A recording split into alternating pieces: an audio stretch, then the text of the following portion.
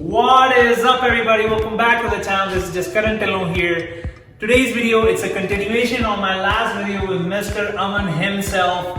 In today's video, we'll actually be talking about the numbers of the property that we toured last time. So if you haven't checked out that video, I'll put it right over here. So go and check out that video before checking this video out. But this video is going to be very detailed, and we're going to talk about all of the numbers of this property.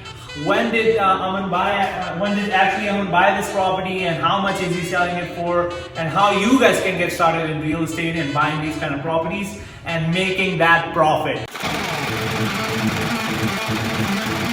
So without further ado, make sure to smash that like button and let's get it started. When did we buy this property here?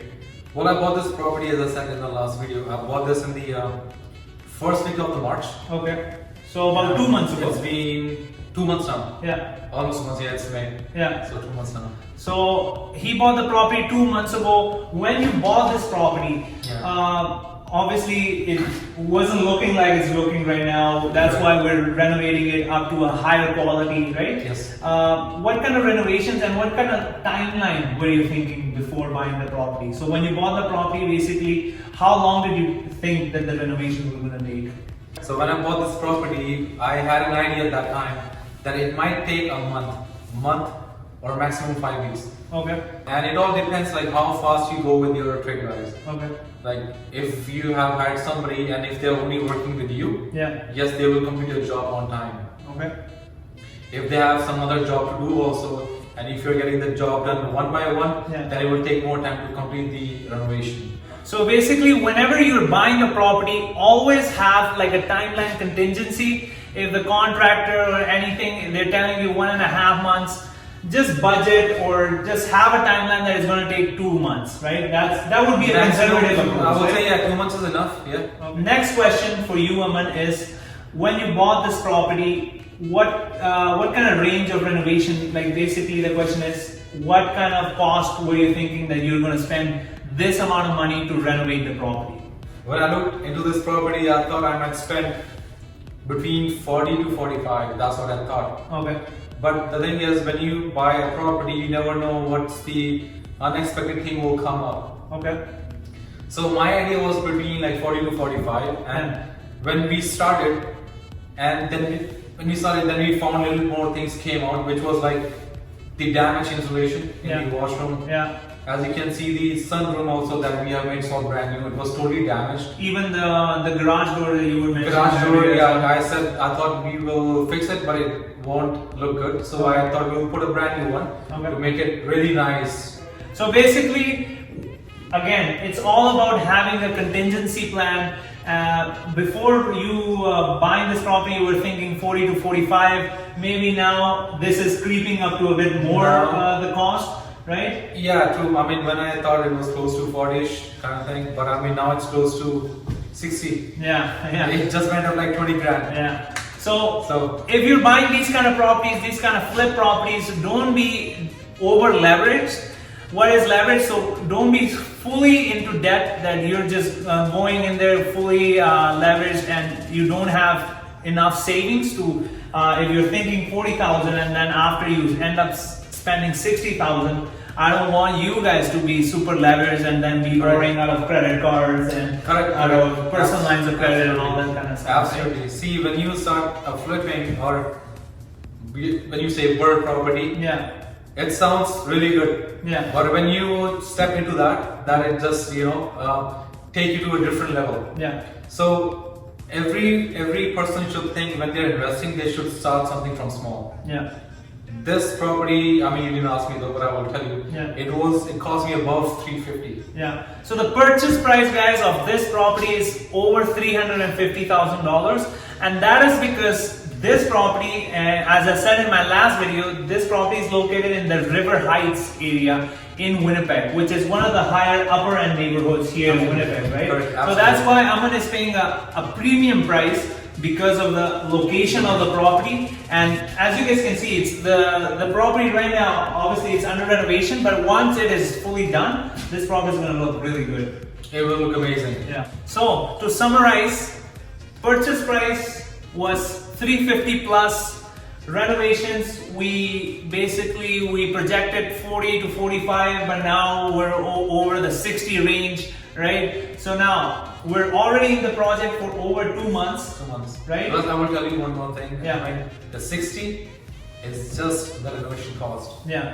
Appliances, closing costs, and to clean the house, yeah, it costs extra. It's not the people who are renovating the house, they will clean it up. No, you gotta hire a professional to clean the entire house, make a video. Those are the extra costs that will add on to the entire renovation cost. Exactly. So there's not only renovation costs, there's other costs associated with the property when you're selling it, as Aman said. And then there's after when you're selling it, there's realtor cost as well. Yes. So the realtor also takes 4%, and it goes out of his pocket, right? True. So that is also a thing that you gotta take into account once you're doing the numbers and calculating how much profit you're gonna make. Correct. So Aman, we've talked about the purchase price, we've talked about how long it has been under renovation, and it's actually gonna finish in like about 2 to 3 weeks. And I 100% believe that this property is going to sell the first week on the market, because right now the market is crazy hot, and he's going to make bank out of this. And we've talked about the kind of renovations that we did here. What is the selling price that you think, based out of on this neighborhood, that you talk to a realtor? What kind of selling price are we thinking of putting this property for? Well, I would say before buying the property, I had an idea. It was like close to 450. Yeah. But the thing which I have added, like the windows, brand new windows, the sunroom, the basement, garage, I would say the idea is like close to 450 and between 5. Yeah. So anywhere from 450 to 5. And right now, with the market being so hot and every house on offer rate having multiple offers, let's hope that maybe it'll go more than 500. I hope. So that was a bit of a summary of what kind of numbers can we expect when buying this property. It's never as simple as it sounds, as this is a purchase price, the renovation cost, and then you put it up. There's always a lot of costs that are associated when buying the property, and then you bought it, maybe you bought it all cash or anything, but there's also holding costs. So if you're buying this property with a down payment and you're financing the other part, there's holding costs, which can be 1% of the total purchase price, and that is the interest that you're paying to your lender, right? Correct. Yeah. Well, see, that's a very important thing that you have discussed, which is good. When you are financing the property, there's a cost. There's a time, and let's say if it's gonna take 2 to 3 months, the finances that you have taken from the bank, you have to pay them too, like your mortgage, property taxes, insurance, hydro water. My guys are working here and they're like spending a lot of like hydro and water every day, exactly. and it's costing me too. Exactly. So property taxes also. The more time they will take, it just like costing me from my pocket. Exactly. So flipping, like, it sounds really easy, but it's not easy. So it's never as easy as it sounds in these kind of videos, but I'm making these videos to educate you guys, and so you guys know the behind the scenes. You just don't know that, okay, he bought the property, he renovated it, and he sold it, and now he's making a lot of money. That's why I'm here. That's why I'm bringing expert real estate investors with myself on this channel, so I can give you an overall broad knowledge of this particular topic.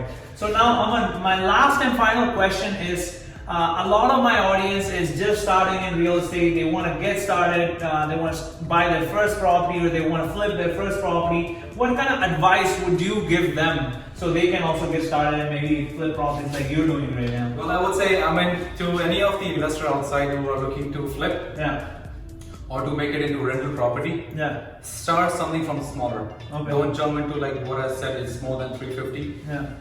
It's costing a lot, like the time consuming, you gotta pay to the bank. So start with the small, so that you have the basic idea how to renovate the house. And you can, in that way, you can make more links with your tradesmen. It's not easy to find the trades in the market. It's not easy. Everybody's like, even the trades want to flip the property. Right? So that's a basic thing. Once you have a channel, like from bank to financing the trades guy, the realtor. When it becomes a proper channel, yes, go for it. Okay.